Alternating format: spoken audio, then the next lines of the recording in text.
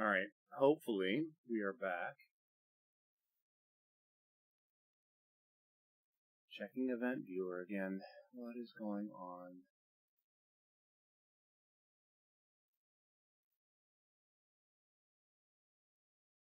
"21 errors in the last hour.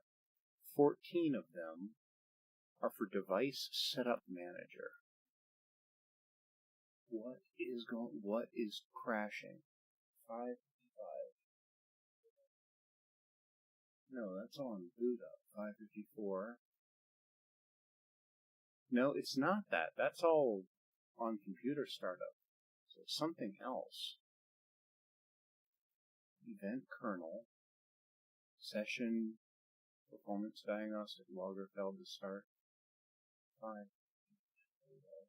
That might be it. Windows kernel event tracking admin. See, if I can figure out what's causing the problem. Yeah, I completely rebooted the stream computer now. I'm back in the basement. I'm going through Windows Event Viewer, and I'm trying to see if previous system shut down at 5:40. No, I didn't reboot it at 5:40, did I? No.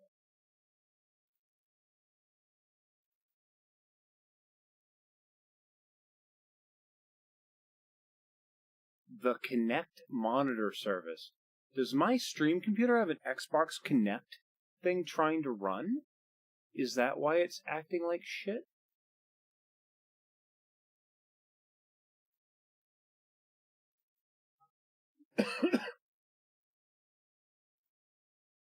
Like it shouldn't be.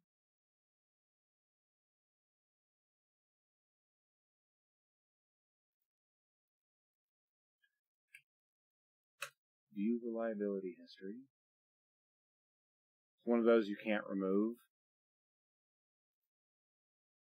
Oh, this is literally 3 days, 5 of these errors where like the computer continues to run.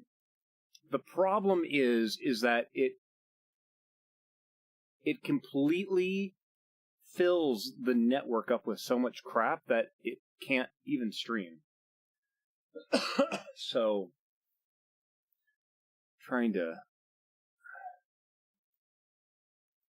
Yeah, the one critical error is me powering it off.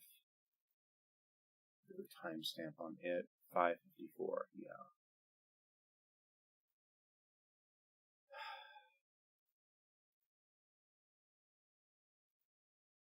$270 information. What? What is going on? Yeah, it looks like it's trying to do a device setup.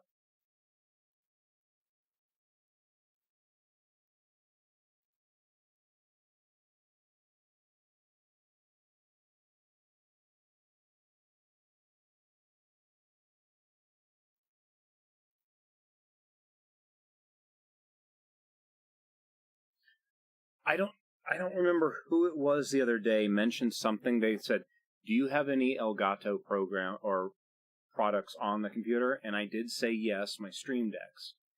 I'm now going to turn the Stream Decks completely off so the program's not running, and we're going to see if it still has an issue. Because if it is, that's a problem. Let's go back to reliability monitor. What does this say?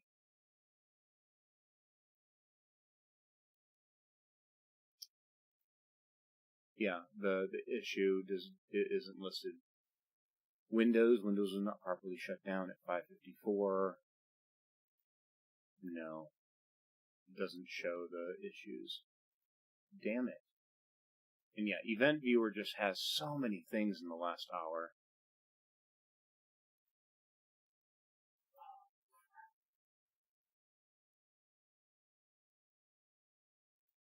Super irritating. Alright, let's go back into the garage, change microphones again. I'll be out there in just a moment.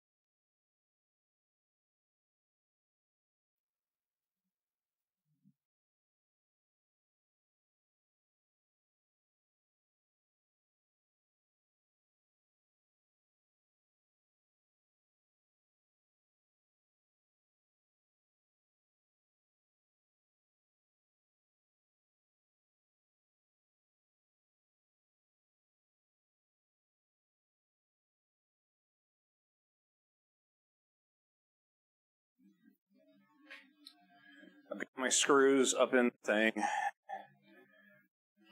And my chalk line.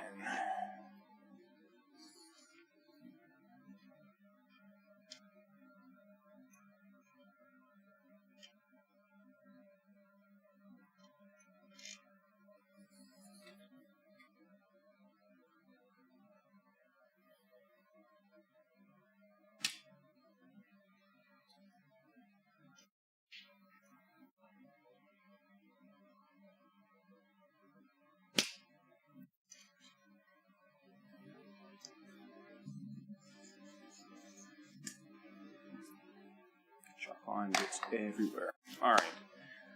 Next, I need to find the edges of this.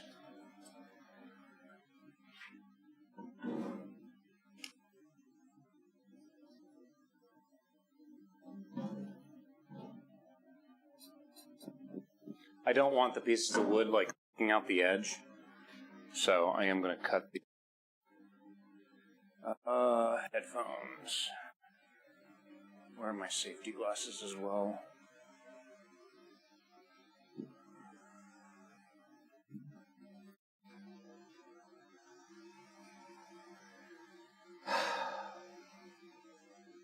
Of course, I lost those too.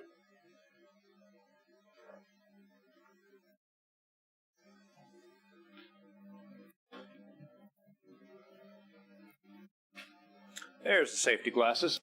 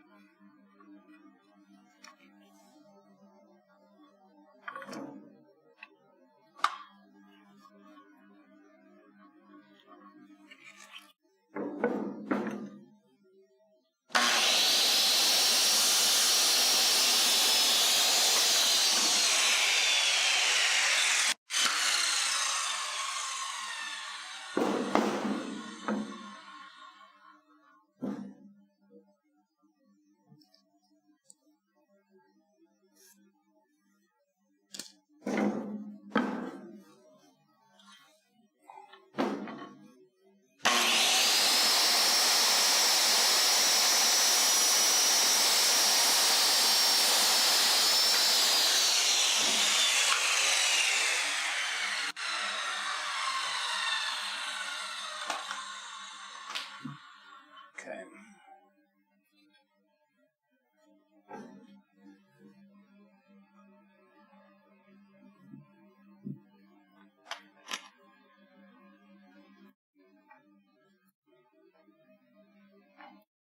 Again, I'm just kind of eyeballing the height. I think the bottom I want right there.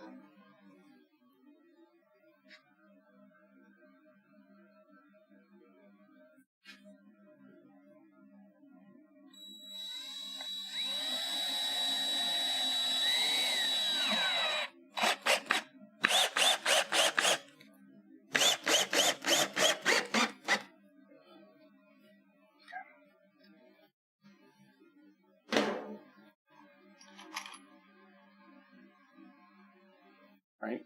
You know, that's what I meant to do when I was over there earlier, and then the computer, everything froze. One moment. There is a way to...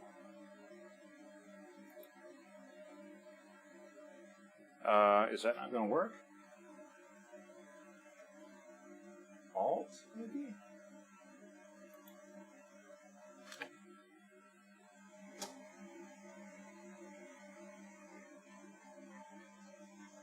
Oh, that's a weird thing. Apparently when I hit Control and mouse wheel up to make the text larger, it also scrolls up at the same time, so you have to scroll back down once you've resized it. That's really weird. Okay.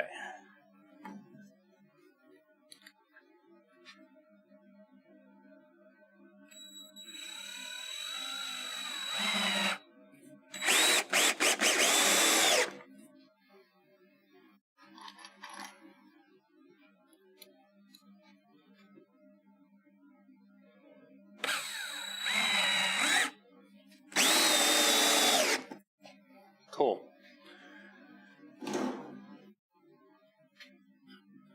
Okay, that is on there. Double check. Somehow my bubble split in two. That was weird. Okay, still level. Good. All right, so now this is where I'm not a huge fan of this. Actually, oh shoot, I just thought of something. Ooh, I have an idea. I have an idea. How am I going to do this? This thing's trash. So it is going to become the sacrifice.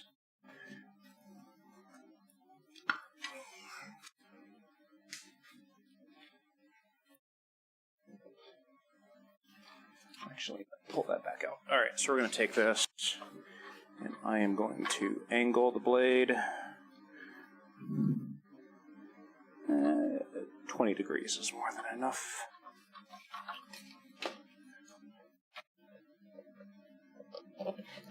Okay, let's do a couple things. One, let's move out of the way. And here, sacrificial box.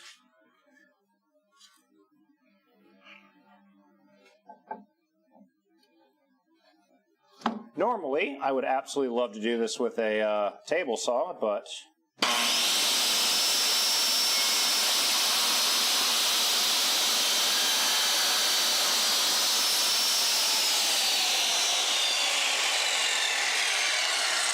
okay, good. Here.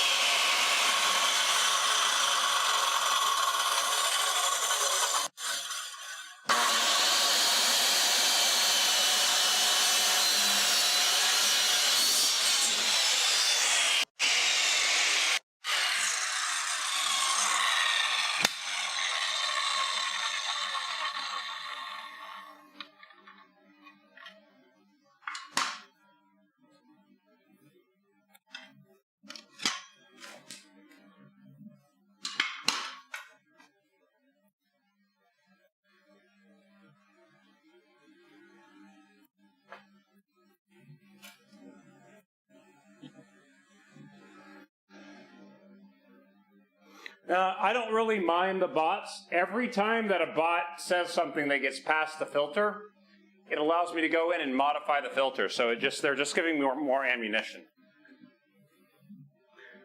Great. All right.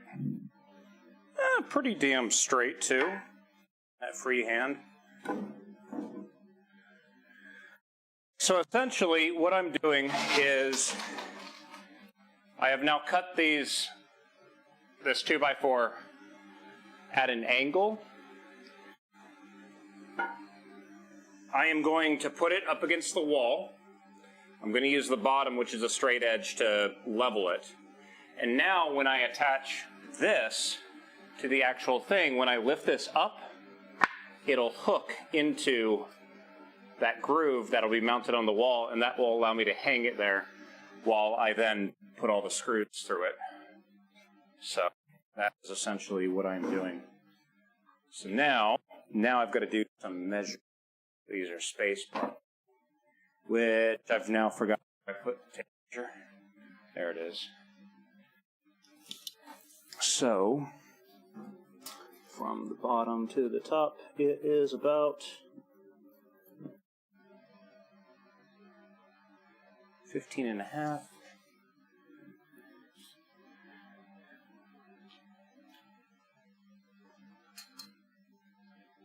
I keep losing my damn Sharpie. I swear. How? There it is. French cleat. Is that what it's called? Why is this not scrolling down? Don't tell me that is now messed up. What did I say it was? 15.5? Yeah, 15.5.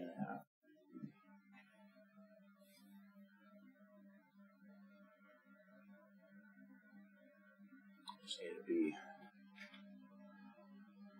about right there is the middle. Sweet. Okay.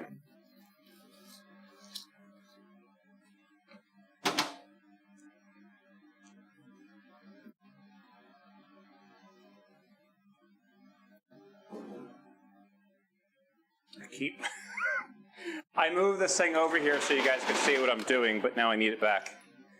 All right.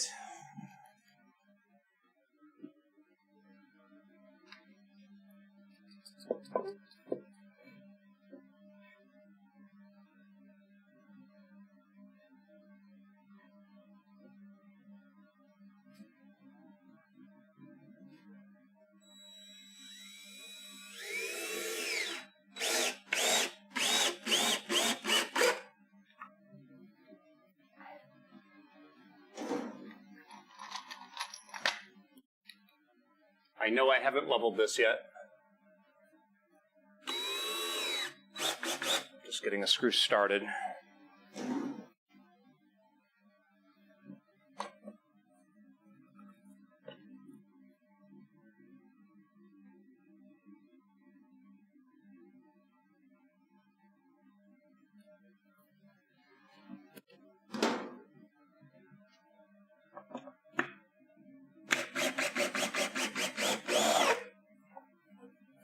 Go.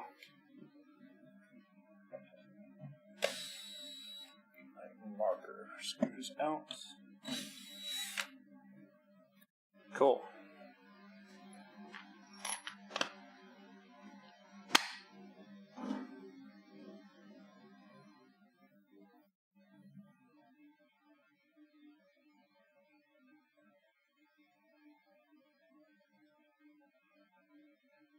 Sorry, I'm trying to make sure that this is going to copy over to the ground here.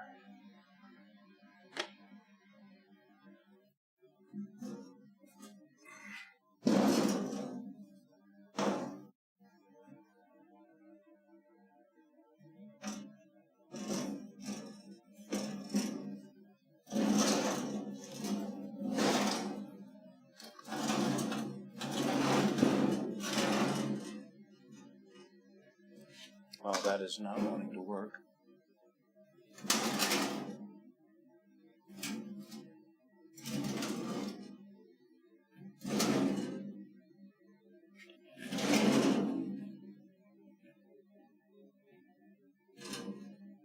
Okay. Just trying to find the spot on the floor where it's actually level.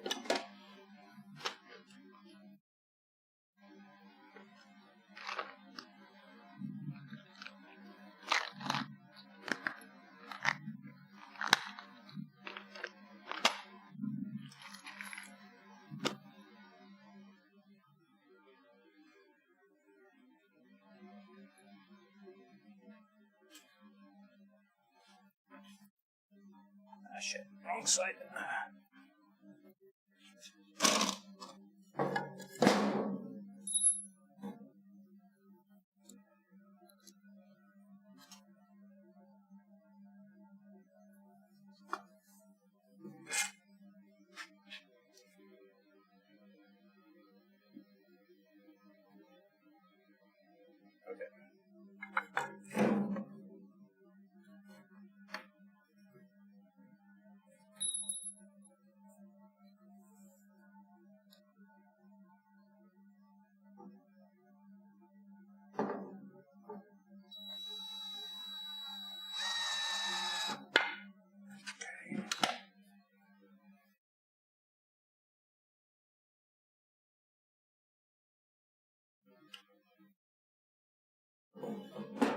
Yeah, this is just going to be the annoying I did it fucking backwards, didn't I? Shit, I did. Remove that.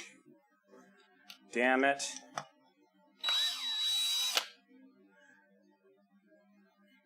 Cannot believe I did that. Wait, hold on. This goes, yeah, okay. I'm an idiot. That's what it is. I am a frickin' idiot. You, right there. Okay. You're going to go all through. You are going to hang right there for a moment while I figure this out.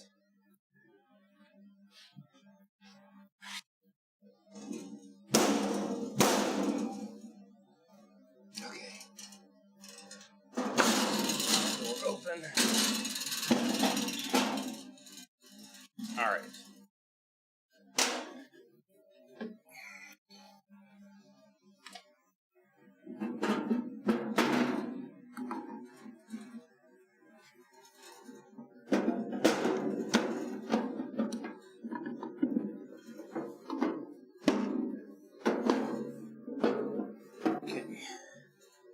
There we go. And then this gets adjusted just like so. That looks level.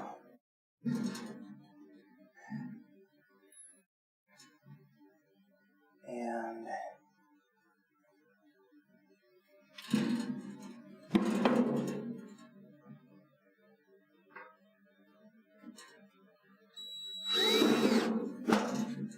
are you still on there?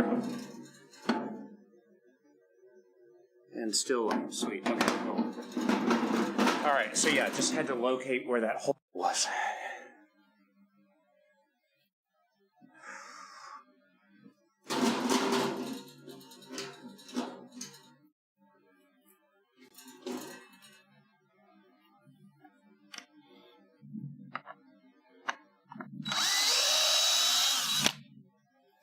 This one now reverses.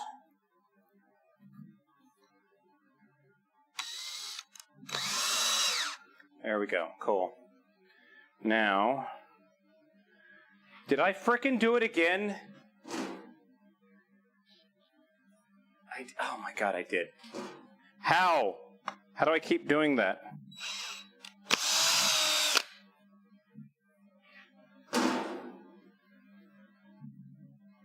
Okay, you're on the right side. You're not, though.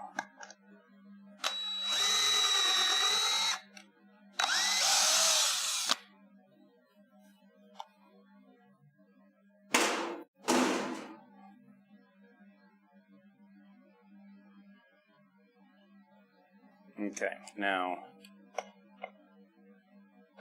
my only concern with this now is I might need to take these out later and put some large washers on them, but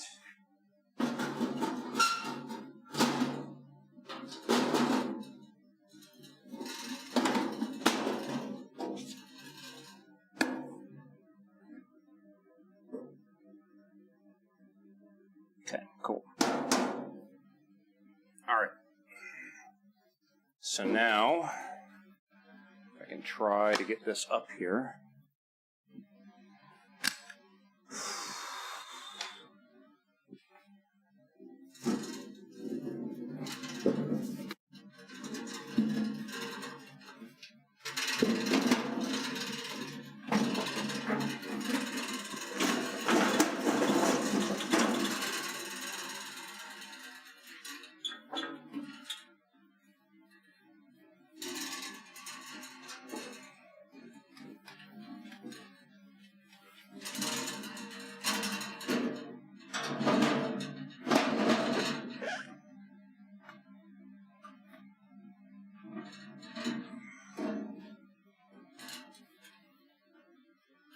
Okay.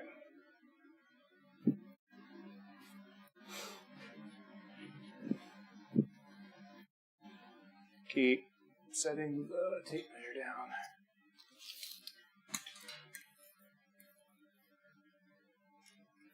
4 3/4.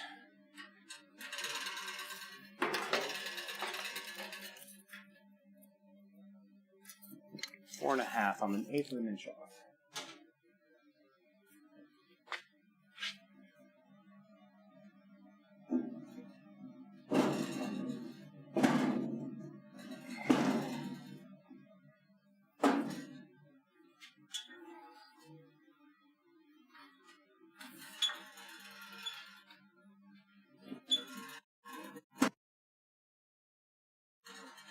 That screw's about to fall out.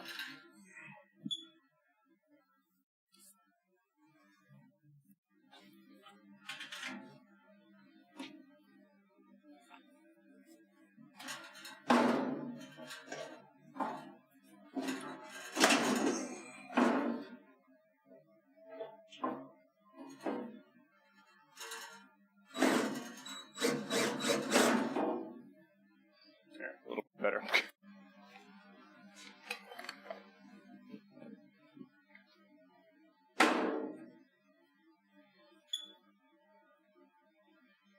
Okay.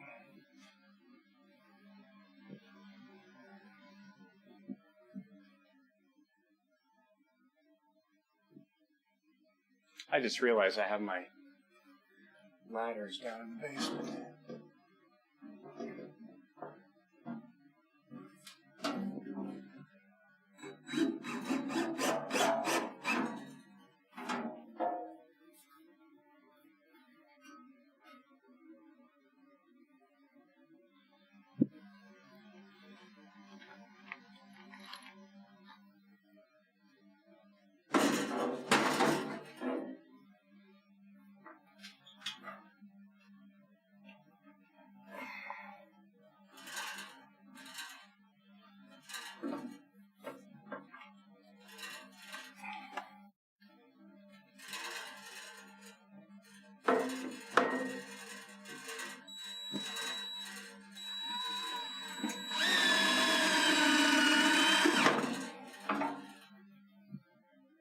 And it's on their level, nice.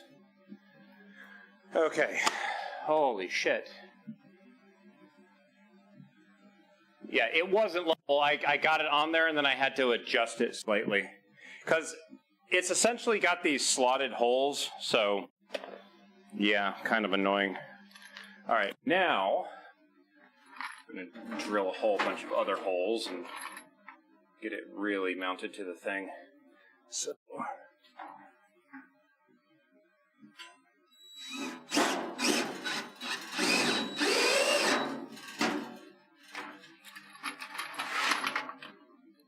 I just got to be cautious now of where the cable is.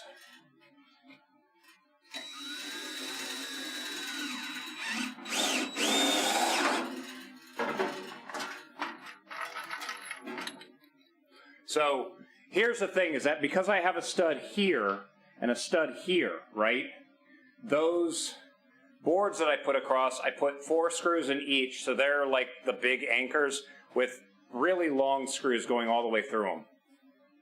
Now that I have the 2 pieces of wood going horizontally though, these screws are going into it, so it's essentially transmitting the load of this to those boards and those boards to the studs.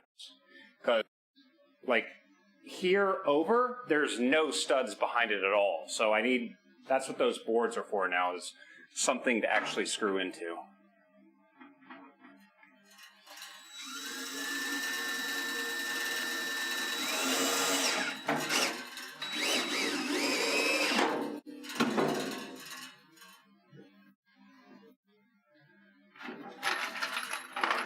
All right, so cable right there. I'm going to try to do a 5th one right generally in the middle-ish. Maybe not perfectly centered, but closer. But still well away from where the power should go down to that outlet.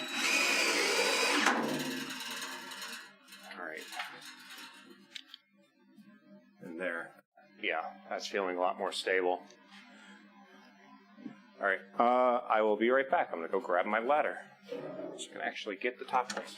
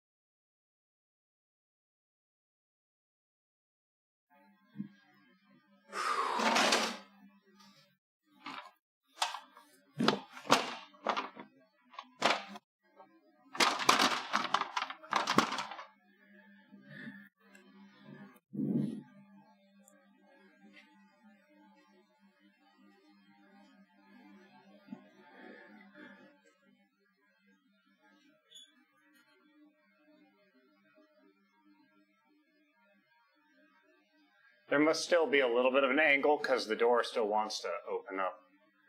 Oh well. I mean, it does swing, so it goes completely underneath the garage door too, so should not have an issue with that.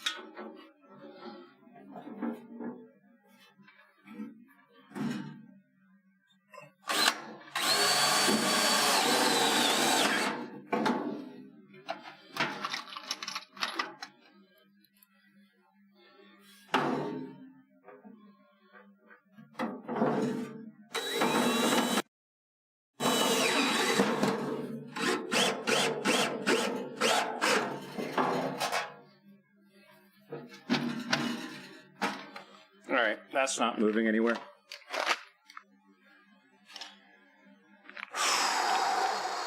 Shoot.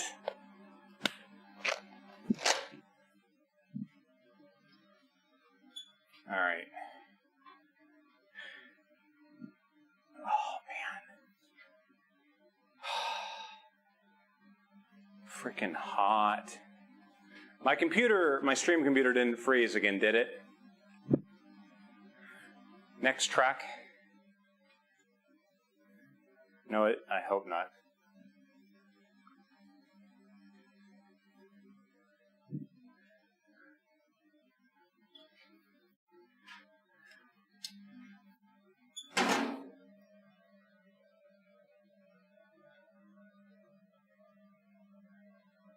Nah, shelves are essentially welded in there. So.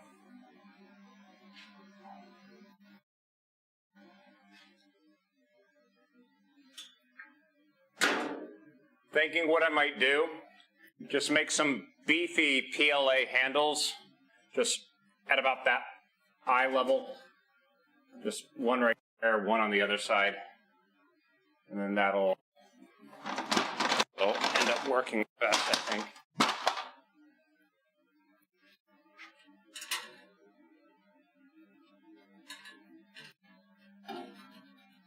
Take these stickers off later.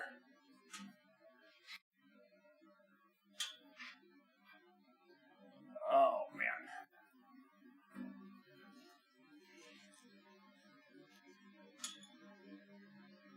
Should probably put all my what are they called? Conversion charts up on it, maybe. Magnetic handle. Well, see, okay, so here's the thing. I don't have the key for it, so I can't lock it and unlock it. That being said, I'm pretty sure the keys are universal. I'm pretty sure I could do something. I have a feeling the key was supposed to be like the way you open and close it. It does seem like it's more, actually, ooh, I just thought of something, hold on. Right now, the doors are kind of friction fit, and I don't think they should be. I think they should open and close smoothly, right? So it might be that the doors are slightly bent out of shape, and because of that, they're rubbing up against things. So let's see if we can get to open and close smoothly without binding.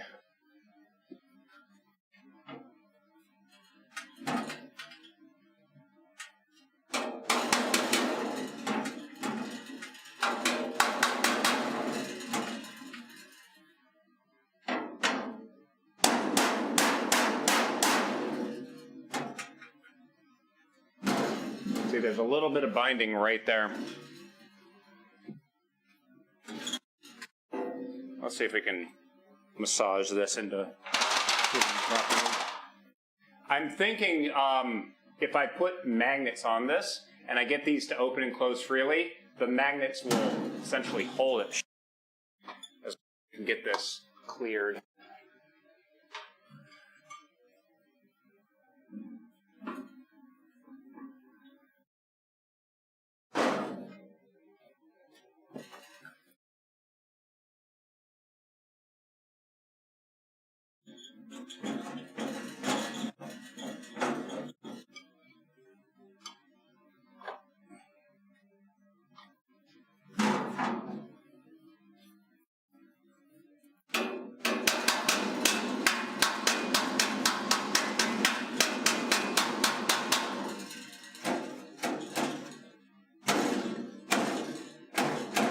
There we go, no more binding on that door. The problem now is that because now there is no binding, now it's shut.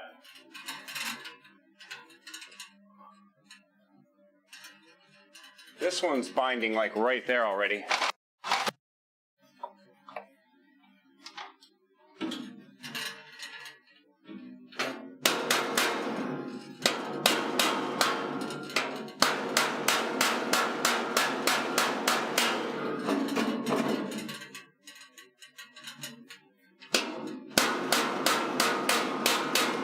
Probably should have done this on the ground, right?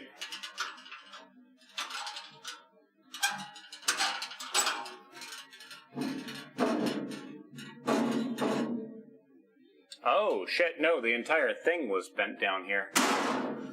Get a bigger hammer. Now that I've actually got it mounted solidly. That's hammer time.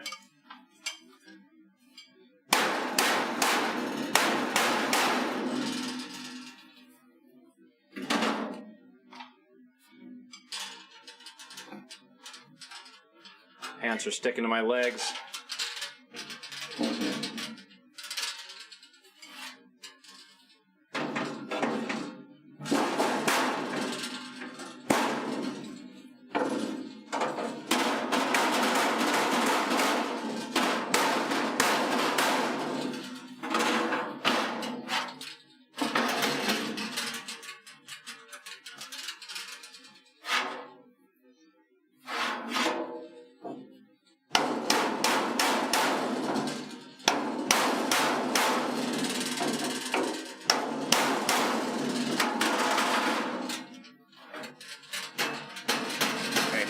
isn't binding anymore.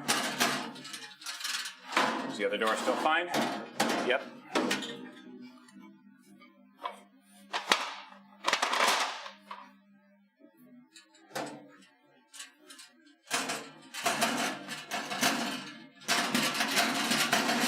What is...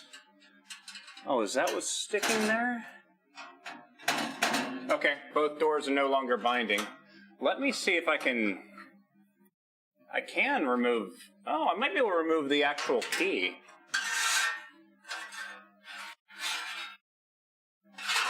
Or just tuck it behind it like that. Now it's useless. Keeps the lock there, but it doesn't do anything now.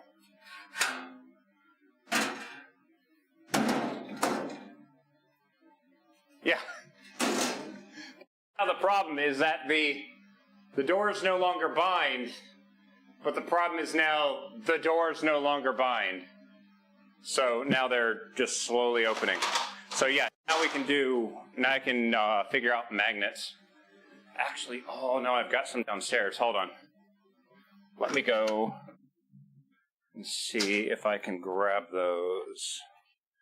I've got some both large and small neodymium magnets. Makes me wonder if I put them on the inside, it should be able to magnetically attract. We'll find out shortly. 4 of those and 4 of those. That's good. Pinch my fingers. Strong frickin' magnets.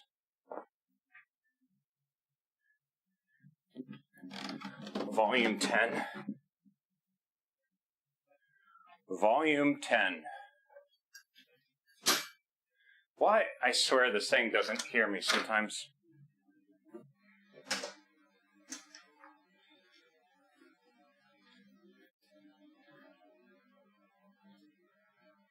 Let's see if this will be enough.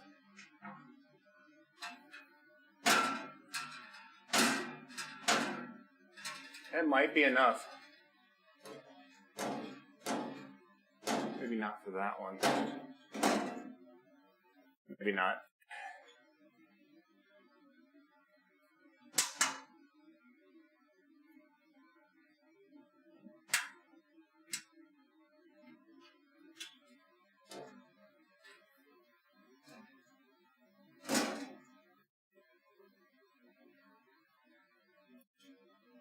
So the doors are more now binding against themselves. What I might end up doing is epoxying these magnets into place, and then maybe that'll hold it. So they kind of click into position. I mean, it's kind of holding it. Definitely can make it better. But there, got a thing done. That's one more thing off. Okay, let's see if we can start putting some stuff in here now.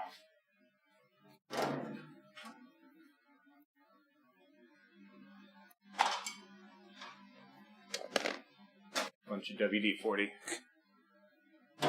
These, yeah, those are too tall to go in there, but we can fit them like that.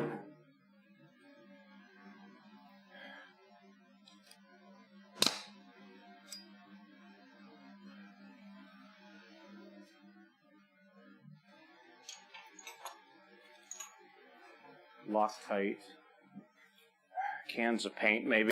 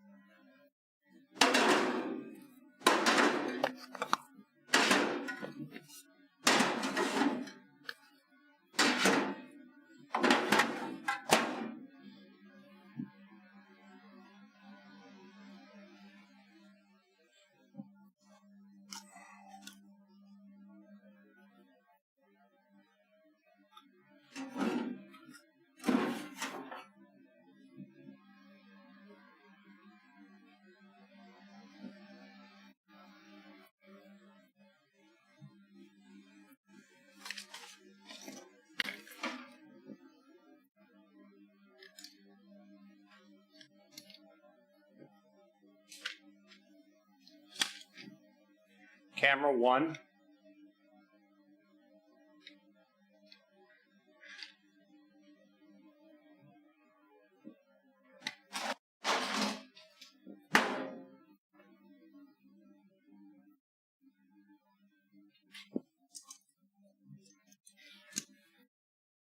I borderline have a feeling I'm going to be wrapping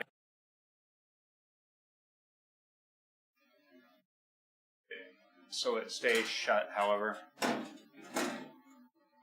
Trying to think of another.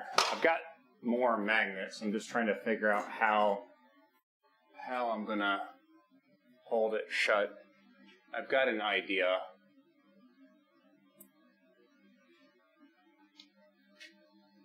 So this strip of the door bends in, and what I'm going to do is I'm going to take magnets.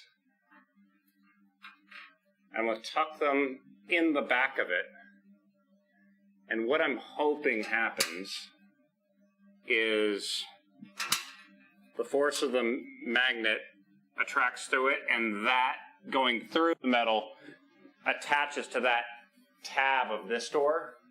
So that essentially holds that one shut. That's what I'm hoping. We will find out here in a moment.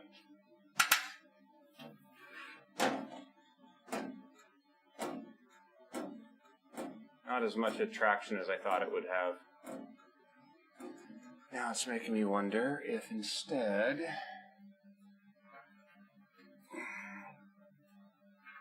Oh, now I can't get that out.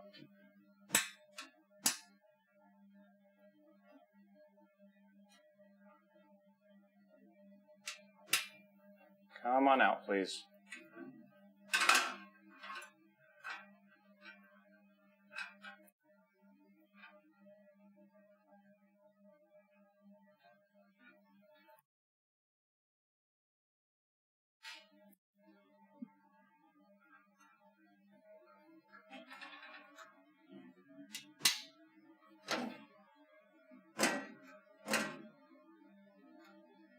I don't know if the magnet thing is going to work or not.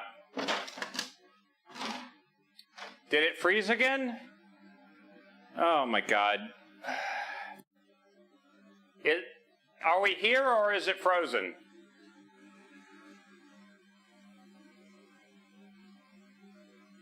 I'm back. Okay, good.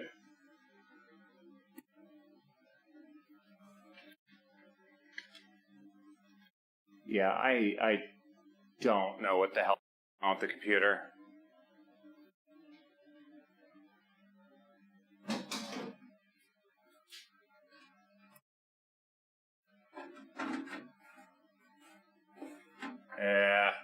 Yeah, it's kind of useless for what I wanted to do with it.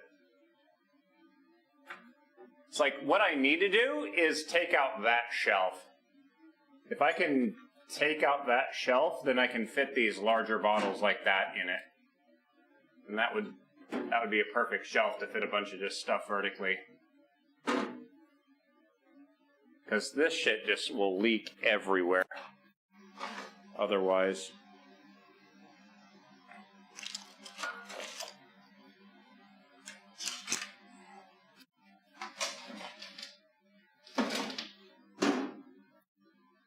Bonus, my welding stuff does attach to the bottom of it because it is metal.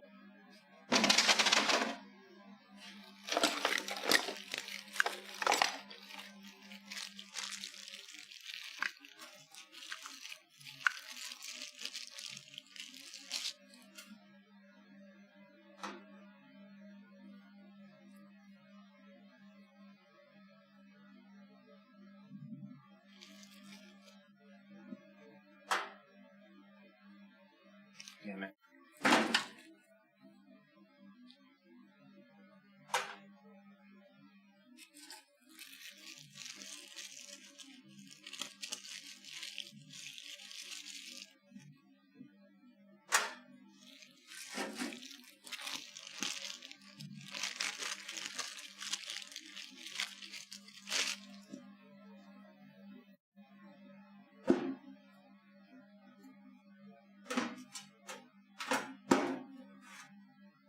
Why is that one not sticking?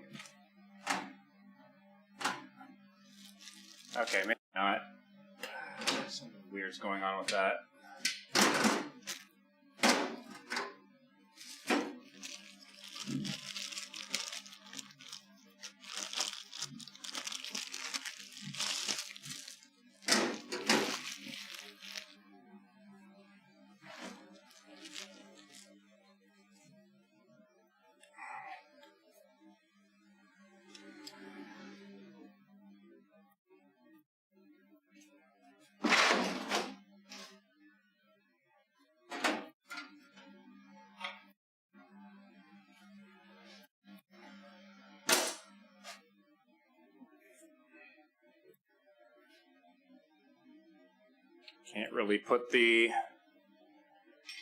Can't put the alternator up there for right now.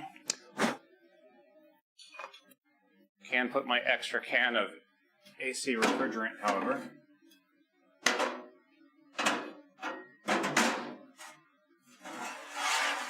Give me my hammers back.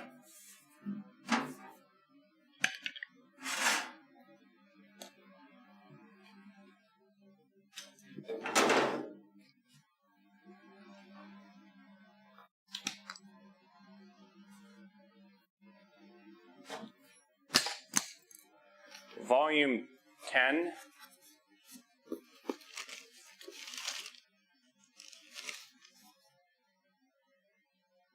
Volume 15.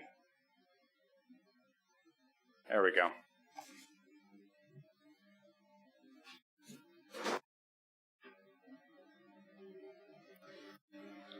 Camera 2.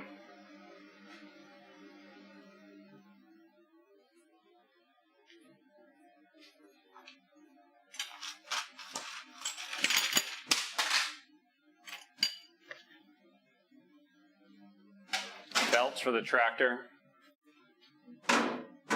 Tractor pieces. That's trash.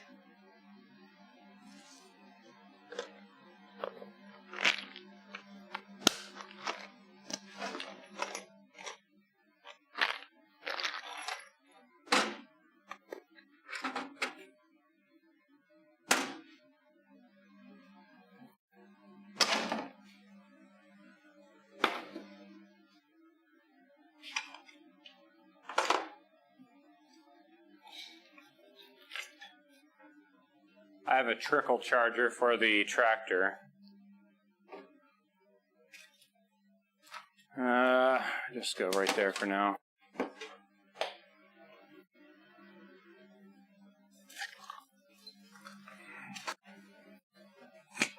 Of course, the stuff is unraveling on me.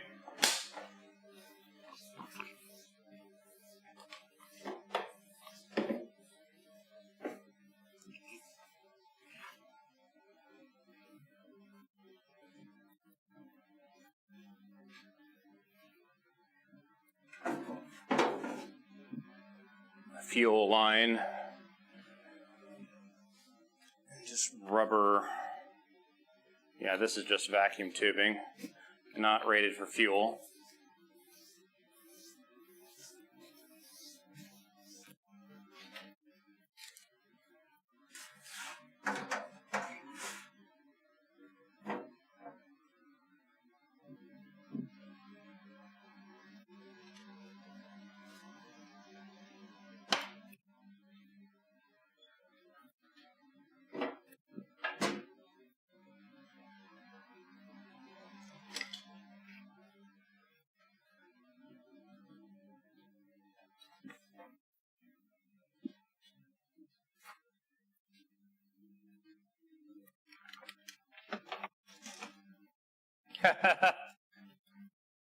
I had this on the shelf.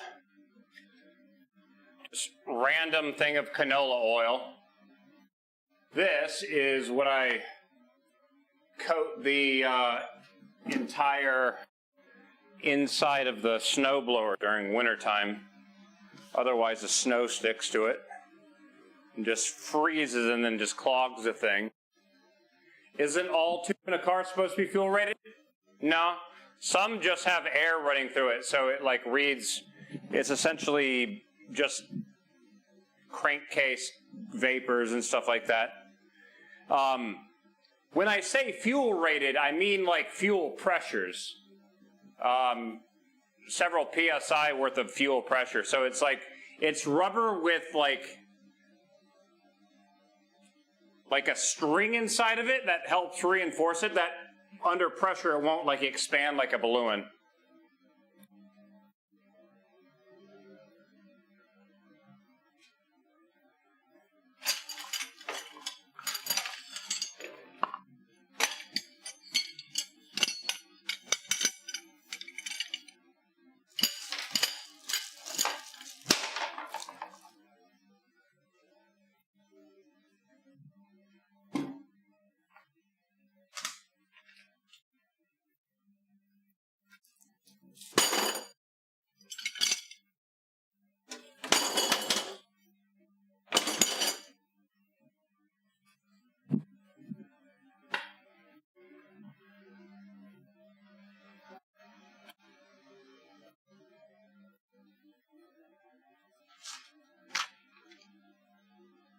Tungsten electrodes.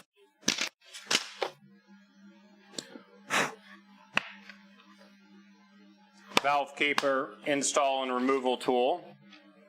I'm going to actually put that with the cylinder head because might need that later.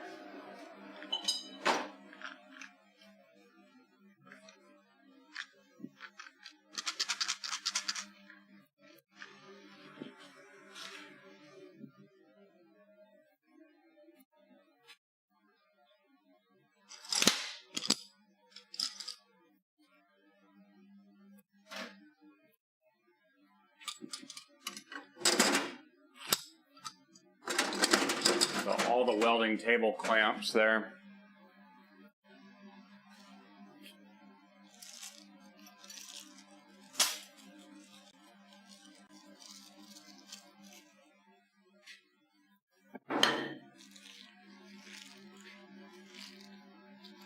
Yeah, there's a lot of vacuum tubes in a car that are not reinforced at all. A lot of, like, for example, my Miata, the vacuum hoses it came with, because it was a non-turbo engine, it was tube and air flowed through it, right? After I turbocharged it, I had to replace all of it with actual fiber reinforced stuff, so it wouldn't inflate under boost.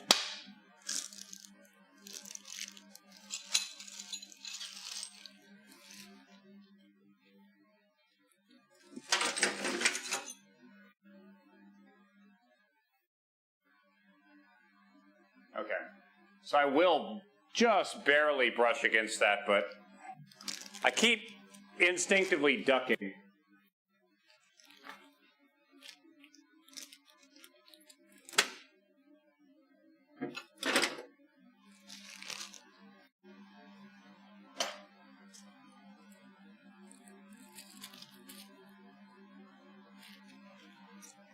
Ha! I was wondering where that thing went to. I'll show you guys that. That's a 3D print I made over a year ago, and I just frickin' found it.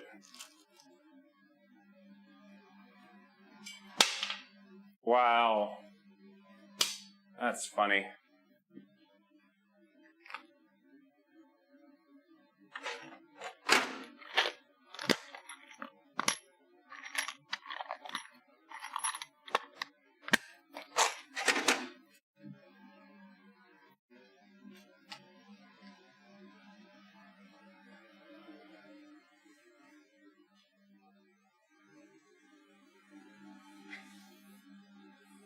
Love, I'm a fishy. What's up, dude? I mean, is it actually bad? I mean, it's a tiny reservoir. If it's not reinforced to deal with pressures, it inflates and inflates and inflates until it bursts, and then bad shit happens.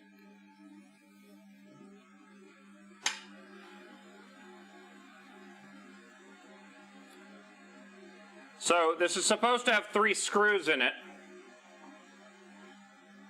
But what it's supposed to do is it opens up like that, and when you take your broom, it closes on it and holds it in place, and then when you pull it, it opens back up, releasing it. Right? You see how that works? Opposed. And I had completely lost where I put this thing. Now I found it. So I've now got the screws inside. I've just got to run screws through it and make a whole bunch more to hold all my other tools now.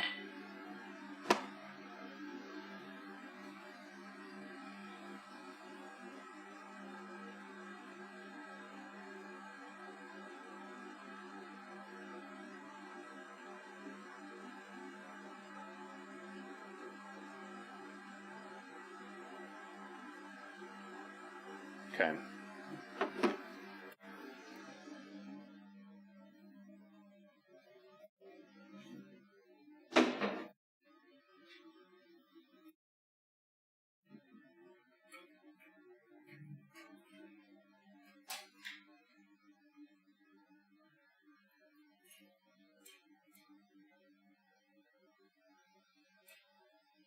I had hung some stuff from that bit to paint.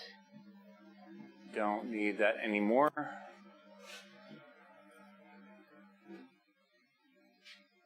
I don't know if these will actually cut this. It is not cutting.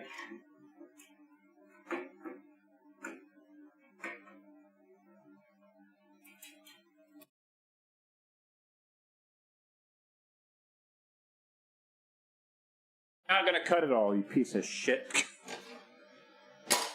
Oh, give me something that actually cut this. What happened to my snips?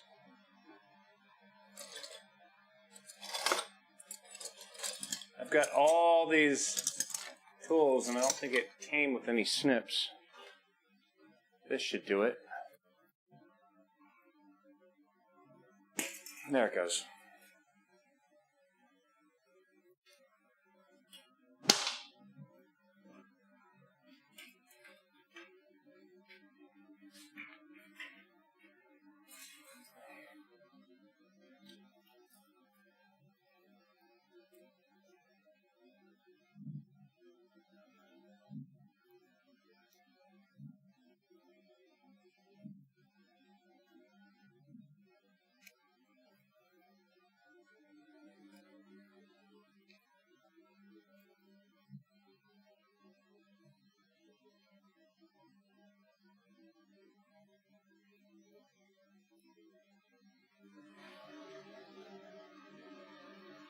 Hold on, where did I? Yeah, hold on a minute.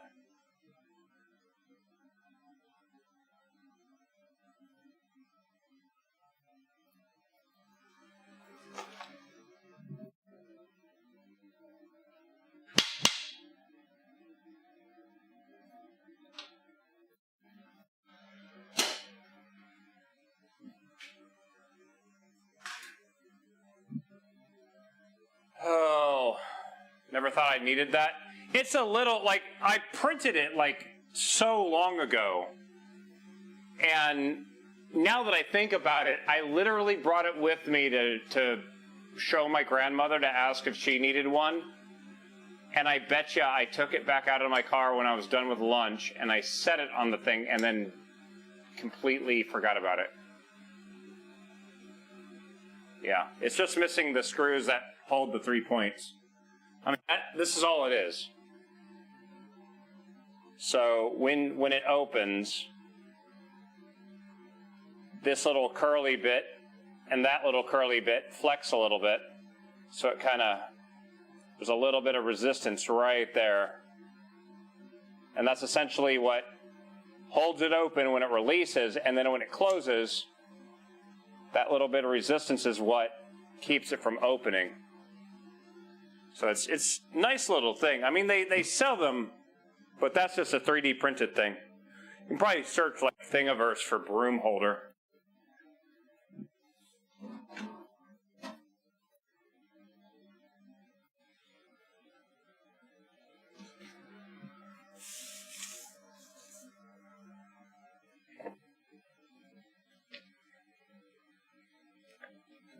Print and sell broom holders on Etsy. Sure. If that's what floats your boat.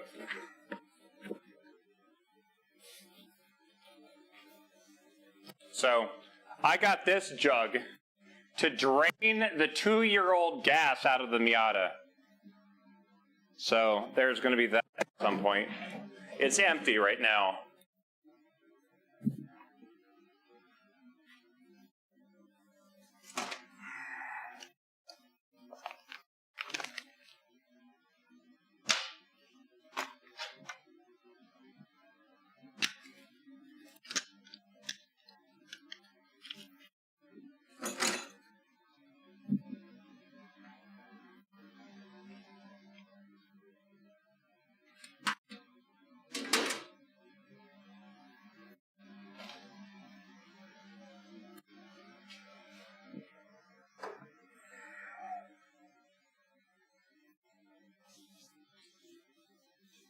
Wife wanted a bamboo printer for use for business. It sat unused for 3 months.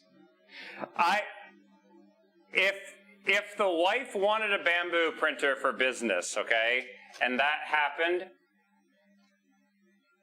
I would be negotiating to make it my 3D printer and then use it for other stuff. And Buck Tasty, yeah, it's an amazing heater. My first winter that I lived here, I live in Minnesota. First winter, the entire garage is insulated, but if there's no heat out here, it got cold. Like I had a bolt fall out of the turbo, like vibrated free, and I was essentially losing boost. So I'm like, to get to it, you have to like take everything off the front of the turbo to get, it was a pain. But I'm out here like freezing my ass off, and I just got to the point where I'm like, no, I'm not doing that shit. So then my uncle gave me this.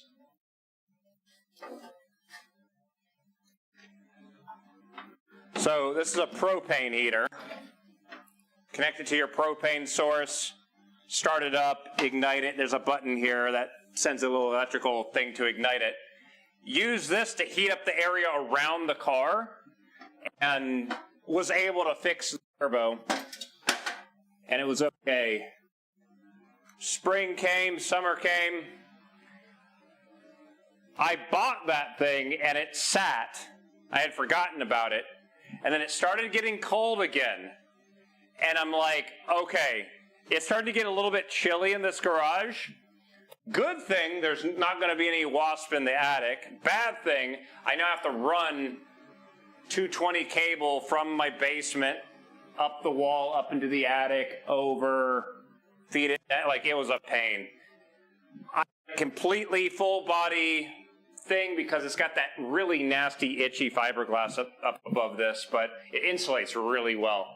But yeah, got this thing connected. It's a 10,000 BTU. And as I was telling people earlier, I usually keep it about 60 Fahrenheit during the wintertime. 60 Fahrenheit to Celsius. 16.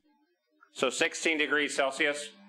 But if I'm planning on actually doing work, I'll come out here, set it to like 75. It turns on, I leave the room, I come back in 10 minutes, the entire garage is up to 75 degrees. It's amazing. And right now, in summertime, I've got a window AC unit that's cooling this entire area, so got all the climate-controlled garage stuff. So this was the 3D print that I made for my telescope. This is what I used to put the solar filter on to take pictures of the eclipse back in April. Let me see if I can find some of those pictures.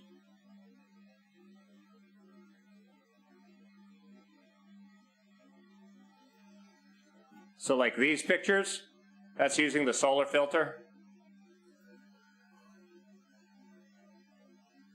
Some of the,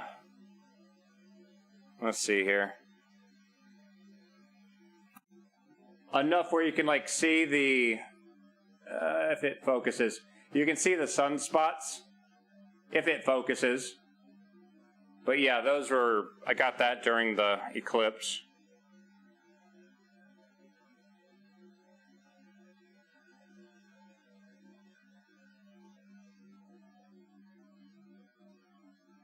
Again, the phone, I think the camera is like what is it? It's exposing it badly.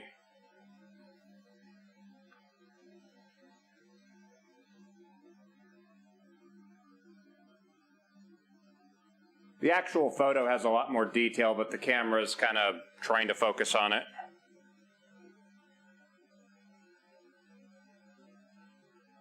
But yeah. Works really well. If there's like my plan is if there's any reported like transients of the ISS, Mercury, Venus, whatever, I can go set the telescope back out there and take pictures. I mean, oh, that's good. Trip over the oil pan. That's awesome. This is the telescope, so it's a nice 8-inch Dobson. I think that's what they're called. But I keep it out here in the garage because it allows me to. The garage is closer in temperature to outside than inside my house is. So whenever I mortar, it allows me, so when I take it outside, it lets it adjust to the temperature outside quicker than if I keep it in my house itself. Because the mirror and everything has to adjust to the temperatures, and yeah. Dave plays. It doesn't all the time, though. Sometimes it can be closer or further away where you don't get the perfect ring around it. But yeah. Sometimes, depends on like what time of year it is. But a lot of the times where it is that weird distance is usually where the eclipse is happening like over open water. So it's kind of useless to try to see those ones. They tend to be the really short eclipses because of just they're not like on plane, they're kind of like coming down. It's weird. It's the oddball eclipses. I mean, I guess it's staying shut now. I was wondering where that went. I ended up buying a new wrench to take the damn stuff off my Dotco.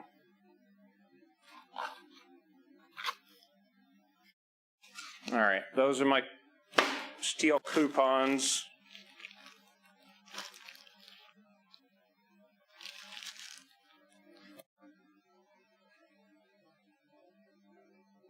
I don't remember where I put those.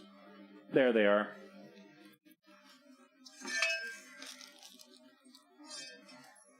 All this needs to stay together.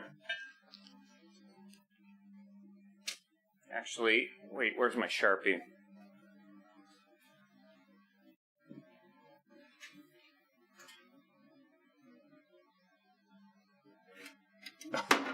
Don't tell me I've already lost my damn Sharpie.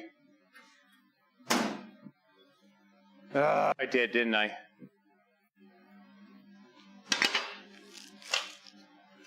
That needs to go inside. More white paint.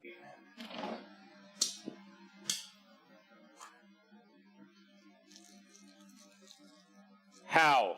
How do I keep losing my damn Sharpies? The moon's orbit around Earth is not a perfect circle. It's kind of like an egg shape. The catch, though, is that if it's at the furthest point, and you actually, that distance placed it between Earth and the sun, you would actually be able to see the entire sun around it. A lot of the eclipses that we're seeing are when it's at one of the other points in its kind of orbit. And why? at that distance, it's just right to kind of completely eclipse the sun. It's just, again, one of those weird things.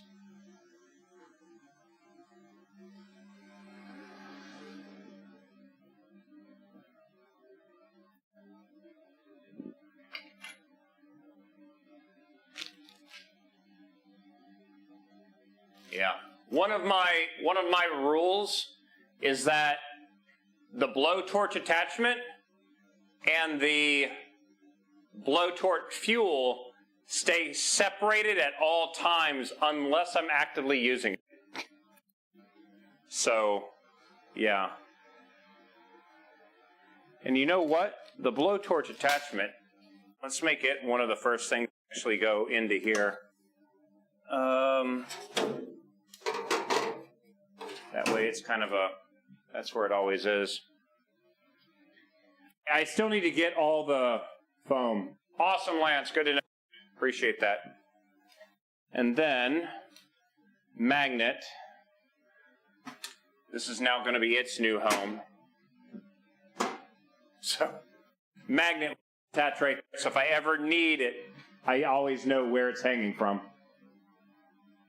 Same thing with the level on the side here. Just keep those magnetically attached. So if I ever need them, I know where they are. Oh, there's another set of glasses. What did you bring for us, though? Right?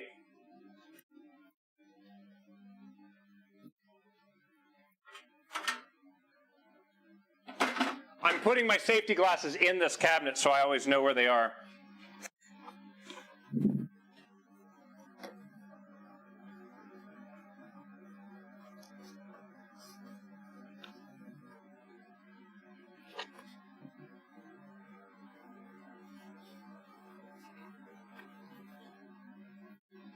All right.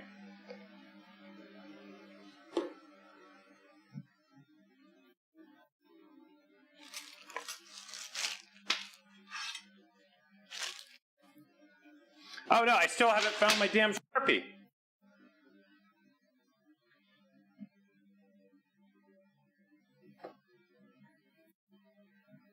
Did I not?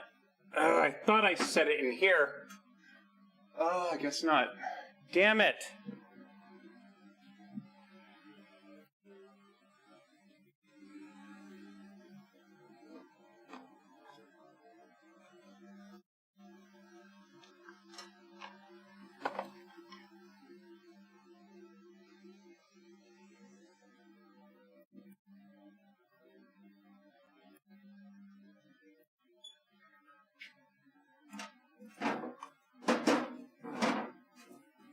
My respirator up there so I don't lose it either.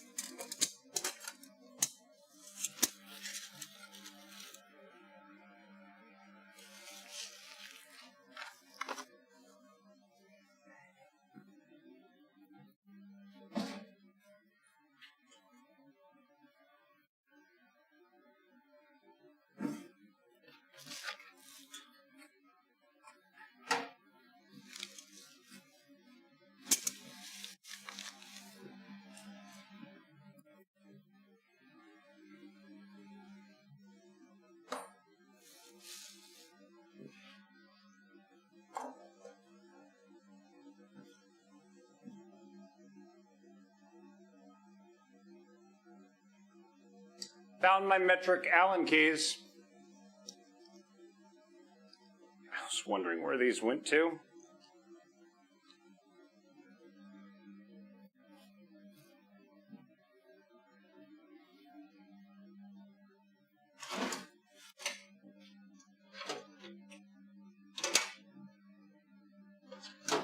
start figuring out where I'm going to be putting tools. Put tools like where it makes sense to have them. Probably going to have one of these upper drawers have all my short sockets. Maybe another one will have all the long ones just laid down. Not exactly sure yet. Allen keys there. Probably do all of my wrenches in this big drawer, just vertically, with some like extensions over here, the ratchet maybe. It just barely fits. It can fit that way, no problem. Actually, it probably goes that way, and then, actually no, shit.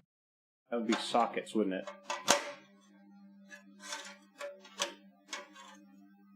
See, I could go diagonal and then position the sockets around it strategically to make it visually appealing.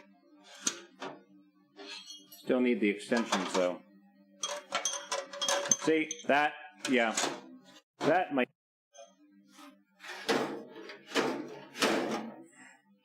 To be honest, that might end up all going down here.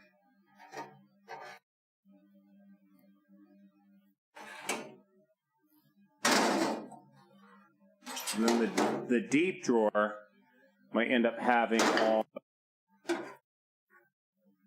big hammers.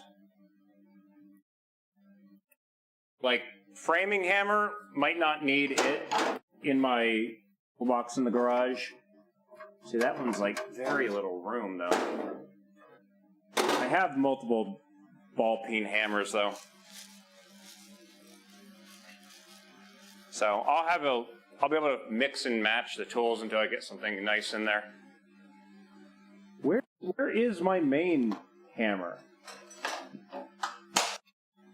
Oh, almost stepped on it. Yeah, that one.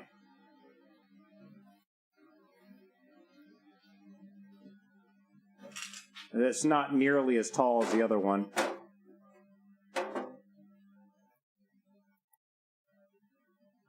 And then, of course, I can always build things to...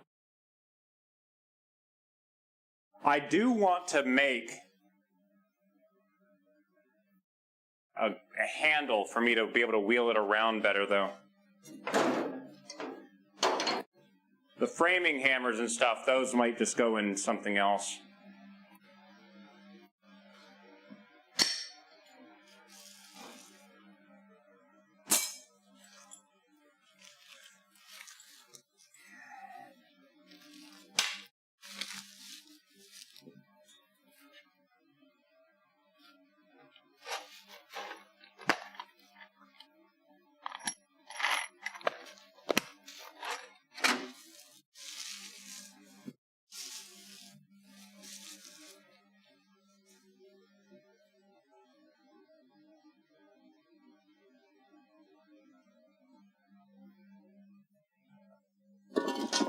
So, oil pan to a Miata engine. That's to the other one.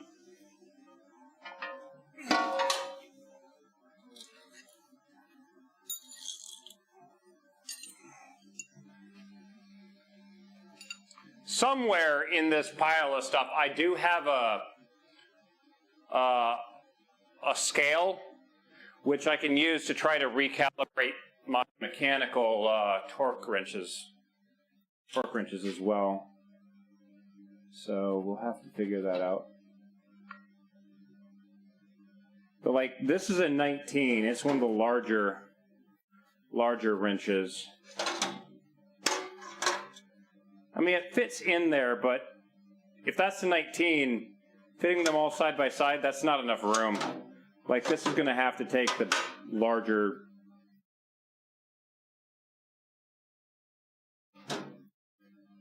But again, that'll be like this big. This, like, that's not fitting there. That'll have to be like mounted weirdly in there if I want to even put it in this drawer.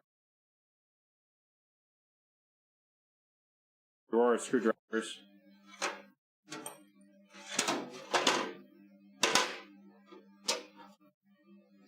But I've got a couple different, what do you call them?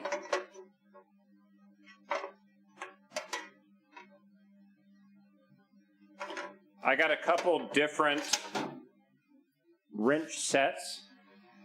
I think I'm going to put the ones that I have that have the automatic wrench hanging up on the wall. My original set I'm going to try to put in here, and then I've got another set that have its own carrying case that I'll figure out where to put the carrying case. Then I've got stuff like this, which is a pull hammer set.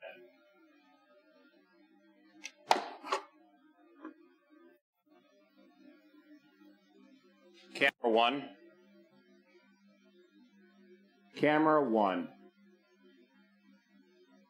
So entire set, so you can attach it to something and essentially pull it back out instead of pushing it like a hammer would.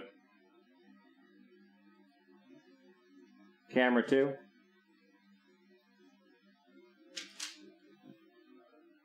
So I've got those.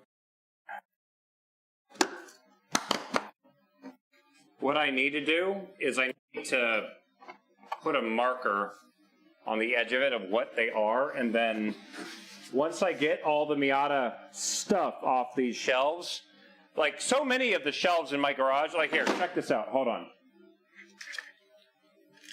Camera one. Okay, most everything on those shelves over there is car parts. The unhammer, yeah, right. So, pause music. Let's see if I can point some of this stuff out. Of course, on the top, you have your Miata bumper frame, valve cover, front turn signals, those two things there. A third turn signal doesn't have a crack in it. Over here, you've got cam gears. On top of that, you have a water reservoir. Over here, you have the flywheel. In the box is a new clutch. Over here, a lot of this stuff is the old pistons and rods, and then there's an old water pump. So a lot of that stuff will be gone. Over here, we have a water tube. That's another old water pump, will likely not be used. What did I just do to my hand? I just cut my hand. How did I do that? Turbocharger, definitely need that. There's a random water fitting right there. There's a couple spark plugs. We'll probably be changing those out. Down below, I've got the cylinder head that I completely took apart. From that, we've got a lot of its lifters are in the paper towels over here. This hose that goes from right there to here is part of the Miata reroute, because these engines were originally in a front-wheel drive mounted vehicle, and when they put it in a Miata, because they turn the engine to attach to a transmission to drive the rear wheels. Sorry, I think I have a metal sliver in my thumb. They had to change the flow of the water, and the way that they did it made the Miata cooling system really poor. So the reroute is a thing that bolts on the back of a cylinder head, and it allows the water to flow the way the engine was designed, and it reroutes the water, so the water goes in at the front and flows all the way through the entire block and the cylinder head, and then comes out the cylinder head and out the back into the front. Before, the water used to come into the front and then come out of the front. So cylinders 1, 2, and 3 got cooling cylinder 4, the one furthest in the back, didn't really get much cooling much. So the reroute kind of fixes a lot of that.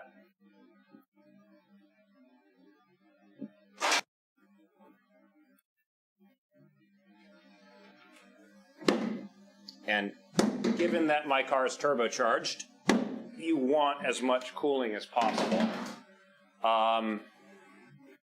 Going further down, you have a lot of the stuff that, these little pulleys you see right here, that's the tensioner and idler pulley for the timing belt.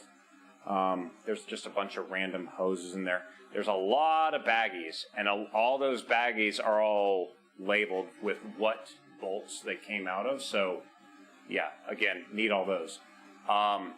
That box right there is a brand new brake master cylinder, because the one that is currently in the car, it started to melt because it was right next to the turbo, so I got to replace that at some point. Right here is actually the old timing belt. Again, we'll probably be getting rid of that. And then this is where it gets a little bit more expensive stuff on the floor. This is the radiator that started everything. So some of you might remember a couple years ago when I was like, okay, I have a crack in my radiator mount, and that crack is still there. The little tab that holds the radiator, I noticed it had a little crack in it. So I was like, okay, I'm going to remove the radiator. I'm going to take the radiator to a local shop. They're going to, it's aluminum, so they need someone to weld aluminum. So I took it off, getting ready to do all that stuff, and I was like, hey, since I'm in here, I might as well change the timing belt. And that's when everything went wrong, and why we've gotten now to the point where we're rebuilding the motor 2 years later. So, yay. But yeah, radiator's still there. It is a triple pass radiator. So let me see if I can try to explain this. This thing's fancy as shit. The stock radiator in a Miata, the end tanks are plastic, for one. That is empty. Go away. This radiator, the first thing you're going to notice is that it is very thick. It is about 3 inches thick compared to the inch-thick radiator that is in a Miata stock. Let me get up here and reposition the camera. Now, with that, the end tanks are on the top and the bottom of the radiator. All right? This radiator, you might notice that the end tanks are on the sides. Okay? So, first off, it is a cross-flow radiator. The water goes in here and it goes crossways instead of vertical. Okay? The other thing you might notice is that there are a couple weird welds in here. You might notice that there is a weld right there, and there's a weld right there. Okay? What this does is that this is actually a triple pass radiator. Okay? So what happens is water goes this, fills up that chamber. Okay? No further than that first weld. And from there, the water goes across. Okay? And it starts to fill up this chamber. And this chamber goes all the way down to here. So the water fills up to that, and then it goes across a second time. And then it fills up this chamber, and then goes across a third time. So this radiator, if you had a thermal camera on it, where these little slots are, and you have these bars that the water goes through, each section is a drastically cool temperature. And because of the way of thermodynamics, this is where the weird thing happens, is that because this top area has the biggest delta, the biggest difference in the air going through it versus the temperature it is, it has the most heat transfer. So the cool part with this radiator is that when I do the duct work to take the air that's going in through the radiator opening, I can duct air up over the intercooler to aim at this general area, so then it will get the most cooling, and it will, when it gets down here where it has less cooling because the intercooler is in front of it, it will still be super efficient and cool off. This radiator, my car barely would tickle. Like it sat at 170 degrees. It's got a 180 degree thermostat, so it was like well overpowered.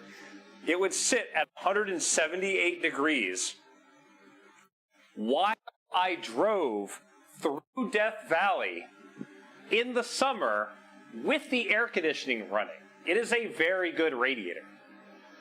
So yeah, I'm not worried about overheating with this thing at all. The problem though is, let me pull this back up so you can see it. The problem is this little tab right there in that crack. That is what started everything. You can see it's barely holding on. It's got like 1/8 of an inch material. That is what I gotta fix. And yeah,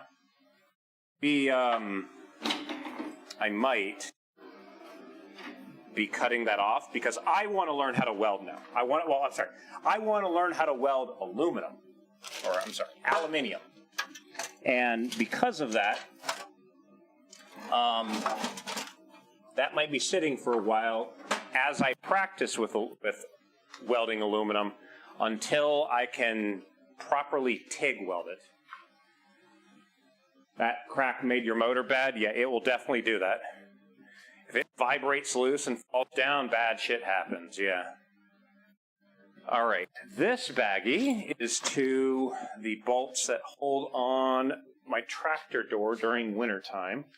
So this is going to go over here, so I do not lose those. Good. I've just been slowly getting things cleaned up here. It's been nice.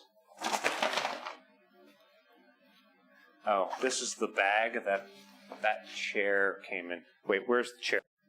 How have I lost the chair? There's the chair. So, I'm pretty sure I can use this bag for something. I just don't know what. But that bag is the bag that this chair came in.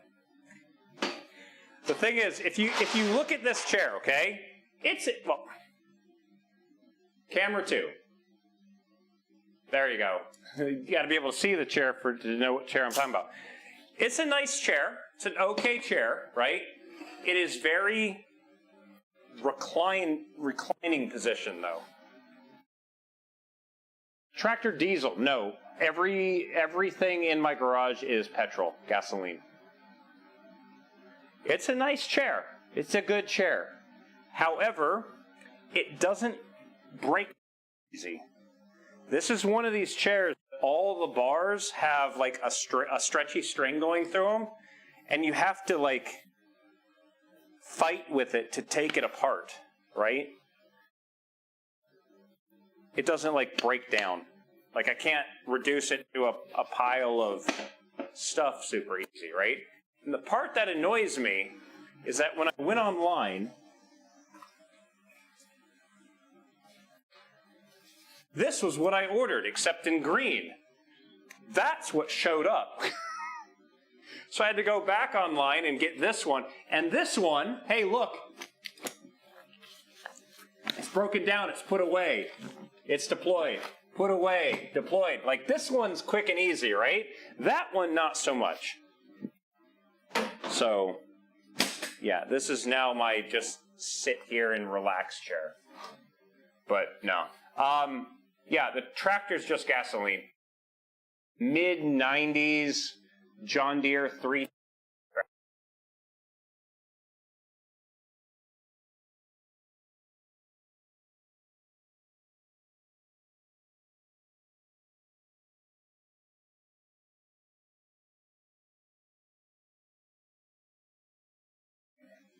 Oh, shit.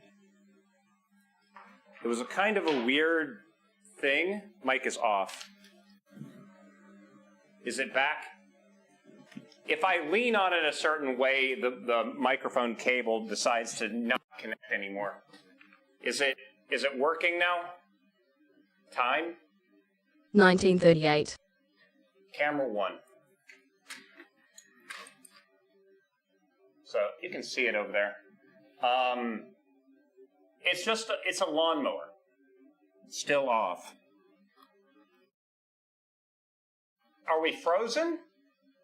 Camera 2.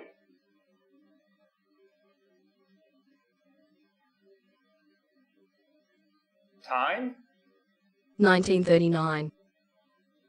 Are you sure it's not hearing me? Working now. Okay. I'm just going to kind of move it off to my side so I don't bend the wire. Yeah,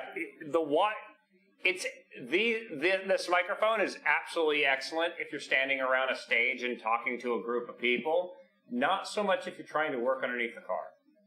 That's the reason why I'm trying to get my Blue Yeti mic set up where it can be working with the USB again, because if I connect it to that computer, I can just use it in this garage and maybe it will just pick up all the sounds, Maybe hang it from the ceiling in the middle of the room so it can just pick up all the working sounds.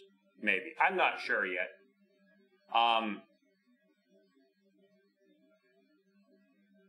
Camera 1. But yeah, it's the weird thing with the 322 tractor is that the motor is not directly connected to the wheels at all. The motor goes to a hydraulic pump. And from that, it goes to everything else. So it has a hydraulic steering. It has hydraulic propulsion. So it's I think they call it hydrostatic transmission. So it's literally a lever, and you take it and you move it forward, and then it goes forward. And same thing backwards. So yeah, it's all hydraulics. It's a hydraulic pump with wheels, essentially.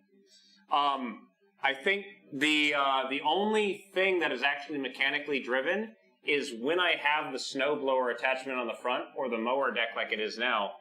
It does have a belt that runs between the front crankshaft to each of those, and that is the only part that is actually mechanically driven when it's running.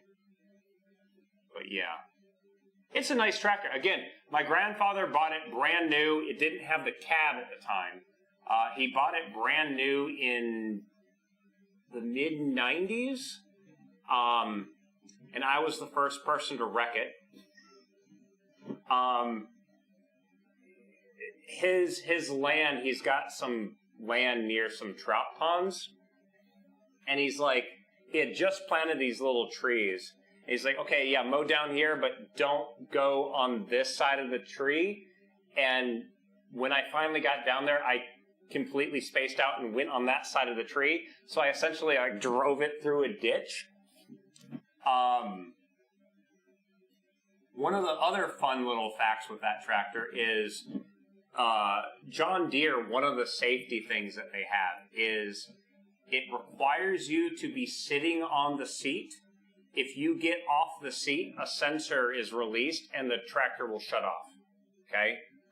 Well, at the time, again, you got to remember, mid-90s, I was maybe 7th, 8th grade. So middle school, essentially, right? I didn't weigh enough to hold the seat down. So that chair right there still has the modification my grandfather made to it to bypass that safety thing. So the tractor will run even if nobody's sitting in the seat. So yeah, that modification is still on there to this day. Sometime in the last decade, he did buy the cab thing, essentially to use the cab for winter purposes. The cab is heavy enough that I don't like putting it on and taking it off. So all I do is, at least during the summer, I take the doors off, I take the rear window out, and that is my summer configuration. I'm in the shade the entire time, so it's actually, it ends up being better. I actually cut down a couple trees in my front yard because their branches were so low that the tractor was hitting them. You can see the little lights on the top of it are bent backwards because the branches hit them. Those lights are used for winter time, so you can see when you're using whatever with the snowblower. But now that those branches aren't there anymore, I can fix those lights. But yeah,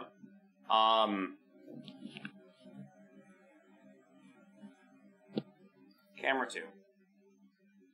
What can it do? Grass and snow, or could you possibly mini farming with a mini tractor? I mean, it, like I said, it does have the hydraulic attachment stuff.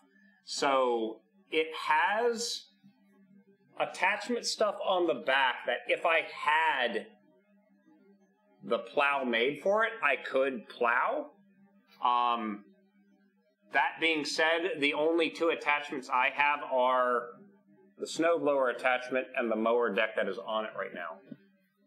But it could. My Miata, I have a small trailer hitch. I have in the past taken the ball hitch off of that and have attached it to the trailer. It's like a little small one, right? It's not like a huge, beefy McLarge, huge towing 15,000-pound trailer. No, it's like a little tiny thing. I have attached that ball hitch to the back of this and attached my car trailer to it to move some branches when a branch fell down off the tree, and after I cut it up, all that crap, so I didn't have to bring it piece by piece. I need a really bright LED bar for the tractor.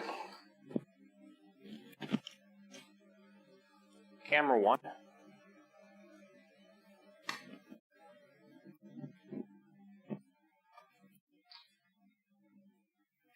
I mean, these aren't LED bars, but they're LED lights.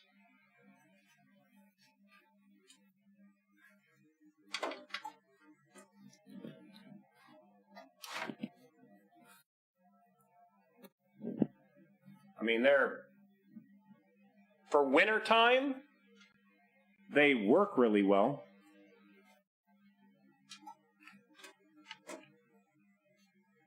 So, I mean, they work well enough. And now that I think about it, let me actually put the, I don't know if the trickle charger will actually reach. Hold on. Usually when I'm not using the tractor, I do want to keep this plugged in, however. Does it reach, or am I too short? Ooh, just barely. Nice. Cool. Keep the trickle charger plugged in back there. Nice. Cool, cool, cool. Mini forklift for engine lifting? I don't know if they have an attachment for that. I mean, that being said, I have it. I have a cherry picker engine hoist. It's all folded away right now. We are going to be needing to pull that out and start, like, I got to start building the motor here soon. I mean, we have the engine block. No, those lights my uncle put on it to make it easier for my my grandmother to see. But we got the engine block all built up. Entire bottom end is ready to go. I still need to put the oil. Actually, shit, let's put some of that on. Hold on. Let's see if we can put some things on here.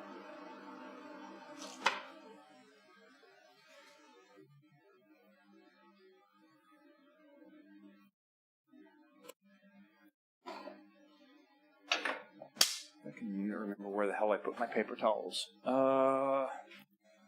Wait, where did I put my paper towels? Time? 1948. Yeah, they're plenty bright enough. It's just kept hitting them on the damn tree. And since I'm mowing during the day, like, wasn't a priority, but wintertime, because being that I live in Minnesota, like I swear to God, the sun comes up at like 9 in the morning and goes down at 4. So if you're wanting to, like, you know, go to the grocery store and you want to get your driveway plowed so you can actually, you know, go to the store and get food, you're usually snow plowing in the dark. Kind of sucks.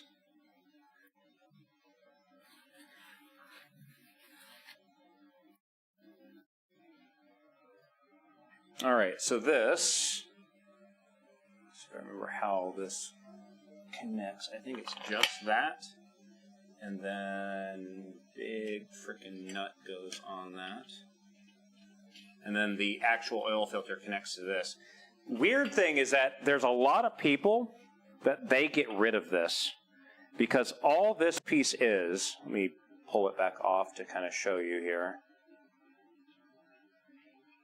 What this does is it acts like an oil warmer. So what happens here is that you have coolant goes in through one of these, it goes around, and then the oil flowing through this bit gets warmed up. So it's supposed to make the car warm up or get to operating temperature slightly faster. People that race Miatas, they end up removing this, and then they put a spacer block, and then they tee off the spacer block and stuff like that. But because my car is street driven, I do want to keep using this. So, and the catch now is, I don't remember what size socket that was. Yeah, it might be. All I know is that it's a special socket. Like I had to go to the store and buy a special Imperial deep socket to get that to even get off when I was building this thing. Whatever, it'll stay on there for now. It's not going anywhere.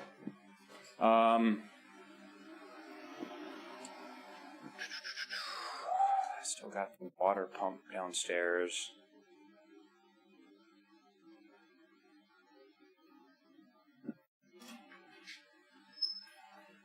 Water pump essentially goes right here over this big hole. The impeller